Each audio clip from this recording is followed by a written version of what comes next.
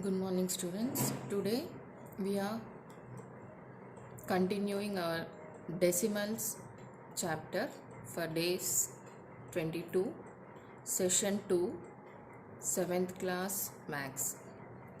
So, here we need to, in this session, we will find the equivalent fraction for the given decimal and then we'll reduce it to lowest terms.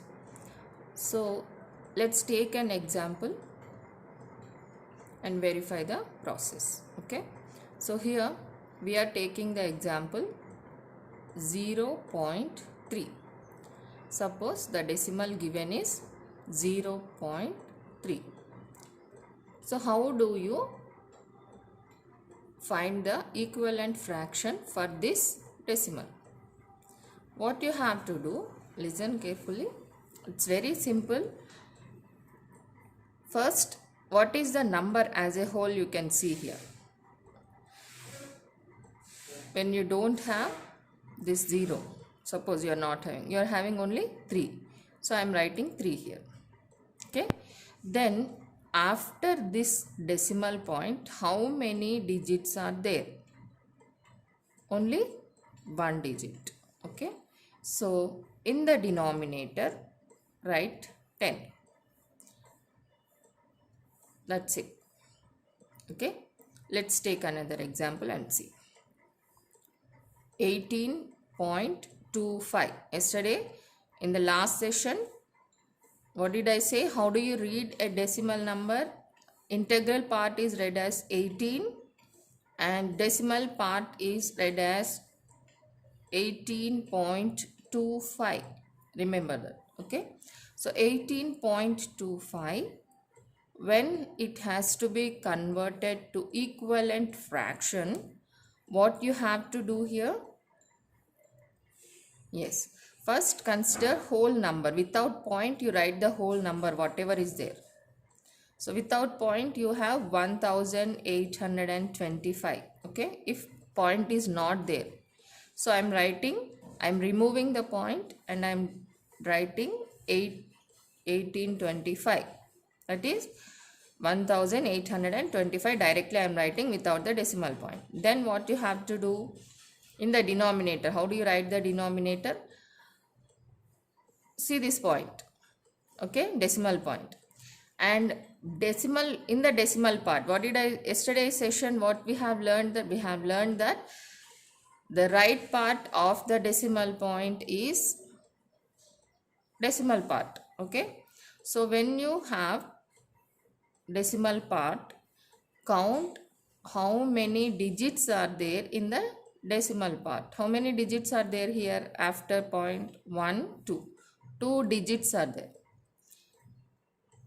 So 2 zeros here. That is, we are writing it as 100.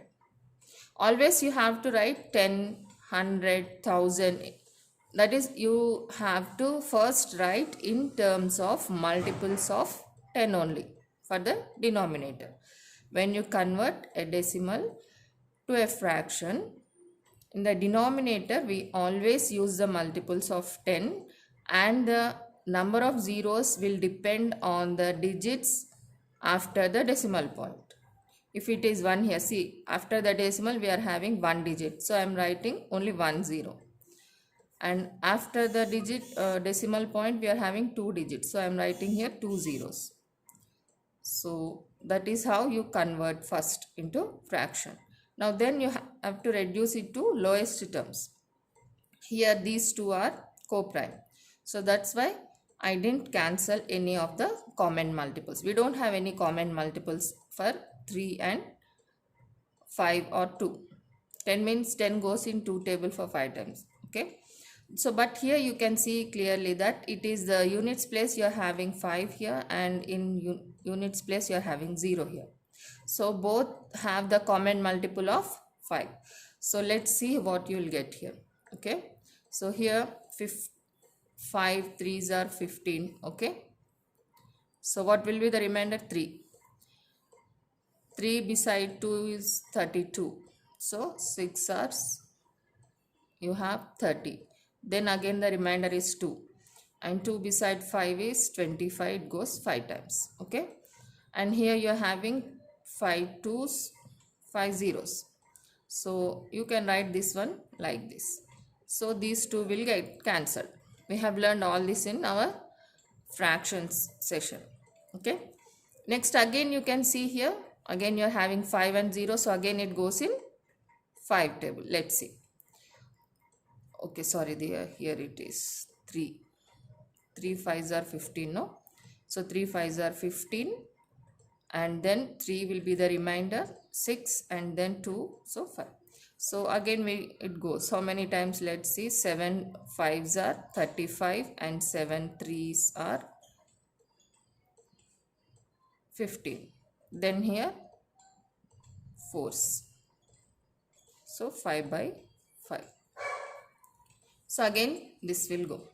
So this is the equivalent fraction for 18.25.